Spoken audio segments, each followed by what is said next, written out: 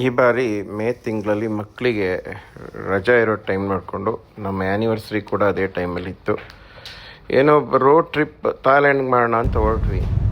ಕೋಲಾಲಂಪುರಿಂದ ಬೆಳಿಗ್ಗೆ ಹೊರಟು ಹೇಗೋ ಮಾಡಿ ಬಾರ್ಡರ್ ಬಂದು ಸೇರೋಷ್ಟರಲ್ಲಿ ಸುಮಾರು 5 ಗಂಟೆ ಹೊತ್ತಾಯಿತು. 5:30 ಬೆಳಗಿನ ಜಾವ 5:30 ಬಿಟ್ವಿ. ಬಾರ್ಡ್ರಿಗೆ ಬಂದು ತಲುಪುವಾಗ ಒಂದು 11:30 ಆಗಿತ್ತು.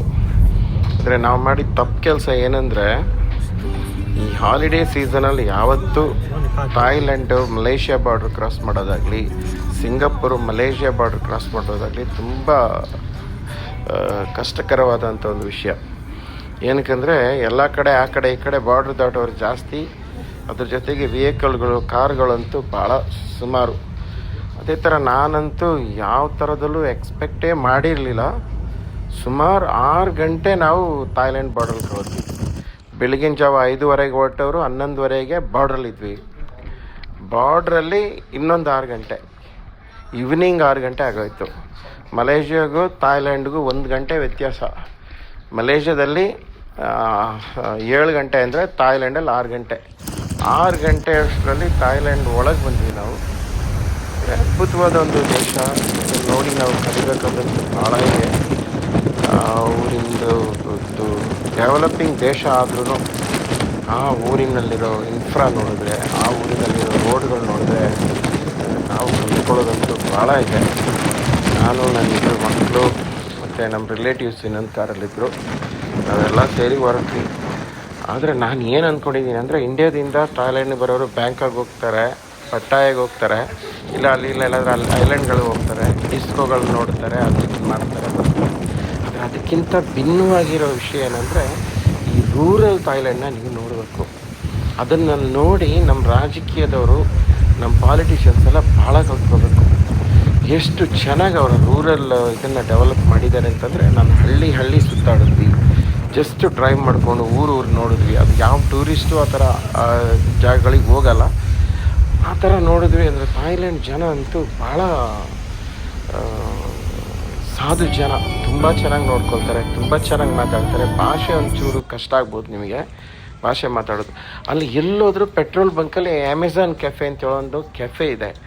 ಈ ಕೆಫೆ ಇರುತ್ತೆ, ಅದು ಒಳ್ಳೆ ರೀಸನೇಬಲ್ ಪ್ರೈಸ್ಗೆ ಕಾಫಿಗಳು ಸಿಗುತ್ತೆ.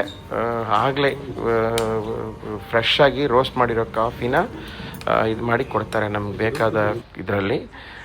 ಎಲ್ಲಿ ನೋಡಿದ್ರು ಲಶ್ ಗ್ರೀನು, ಹಚ್ಚ ಹಸಿರು, ಅಷ್ಟೊಂದು ಶುದ್ಧವಾದ ವಾತಾವರಣ, ಅಷ್ಟೊಂದು ಚೆನ್ನಾಗಿರೋ ಜಾಗ. ಅದರಲ್ಲಿ ನಾವು ಹೋದ ದಿನ ಸೋಂಕ್ಲಾ ಅಂತ ಹೇಳೋ ಒಂದು ಊರಲ್ಲಿ, ಸದರ್ನ್ ಥಾಯ್ಲ್ಯಾಂಡ್ ಮಲೇಷ್ಯಾ ಬಾರ್ಡ್ರ್ ಪಕ್ಕದಲ್ಲಿರೋ ಒಂದು ಊರಲ್ಲಿ ಒಂದು ರೆಸಾರ್ಟಲ್ಲಿ ಇದ್ವಿ. ತುಂಬ ಚೆನ್ನಾಗಿತ್ತು. ಒಂದು ಕಾಡು ಮಧ್ಯ, ಸೋಂಕ್ಲಾ ಇರೋ ಟೌನ್ ಪಕ್ಕದಲ್ಲಿ ಒಂದು ಕಾಡು ಮಧ್ಯ ಇರೋವಂಥ ರೆಸಾರ್ಟು. ಅಲ್ಲೊಂದು ಜಯಂಟ್ ಸಖತ್ ದೊಡ್ಡ ಆಮೆ, ಒಂದು 70-80 kg ಇರ್ಬೋದೇನೋ, ಅಷ್ಟು ದೊಡ್ಡ ಆಮೆನ ನೋಡಿದ್ವಿ.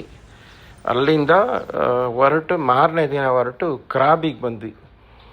ಕ್ರಾಬಿ ಅಂತೂ ಅಮೇಝಿಂಗ್ ಜಾಗ.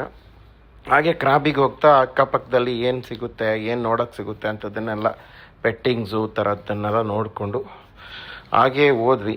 ಅಂದರೆ ಆ್ಯಕ್ಟಿವಿಟೀಸಲ್ಲೆಲ್ಲ ಮಾಡೋಕ್ಕಾಗಲಿಲ್ಲ, ಏನಕ್ಕಂದರೆ ಮಳೆ ಜೋರಾಗಿ ಬರ್ತಾಯಿತ್ತು.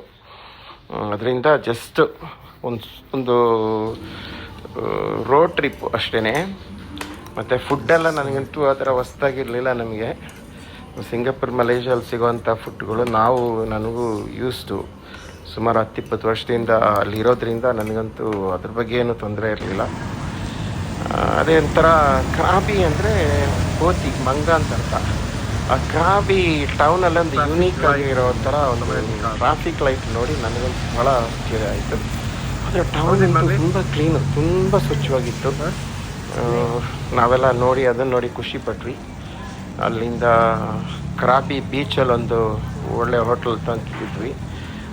ಕ್ರಾಬಿ ಬೀಚ್ ಕೂಡ ತುಂಬ ಚೆನ್ನಾಗಿತ್ತು. ಆದರೆ ನಾವು ಸಮುದ್ರಕ್ಕೆ ಇಳಿದು ಏನು ನೀರಲ್ಲಿ ಆಟ ಆಡೋಂಗೆ ಇರಲಿಲ್ಲ.